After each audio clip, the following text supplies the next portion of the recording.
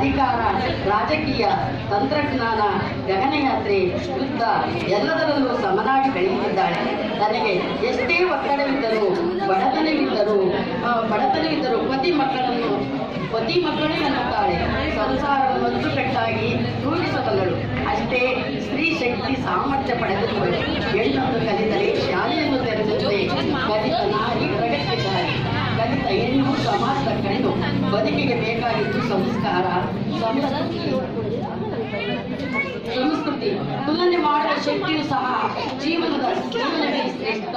ಹಳೆಯ ಜೀವನ ಮೆಲುಕು ಆಗುವಂತ ಹೊಸ ಚಿಂತನೆಯ ಬದುಕಿನ ಮರ್ಮ ಇವುಗಳನ್ನು ಬಲಪಡಿಸಿಕೊಂಡು ನಾನು ಎಂದು ಅಬಲೆಯಲ್ಲ ಸಬಲೆ ಎಂದು ಸಮಾಜಕ್ಕೆ ಎತ್ತಿ ತೋರಿಸುತ್ತಾ ಭಾರತ ಭವ್ಯ ಪರಂಪರೆಯಲ್ಲಿ ಮಹಿಳೆಯರ ಸಾಕ್ಷಿ. ಈ ಸಂಸ್ಕೃತಿ ನಮ್ಮ ಮಕ್ಕಳಿಗೂ ಹಂಚಿ ಭಾರತ ಮಾತೆ ನಮ್ಮೆಲ್ಲರನ್ನು ರಕ್ಷಿಸಲಿ. ಅವಳ ರಕ್ಷಣೆಯನ್ನು ನಾವೆಲ್ಲ ಮಾಡೋಣ. ಜೈ ಹಿಂದ್, ಜೈ ಭಾರತ ಮಾತೆ.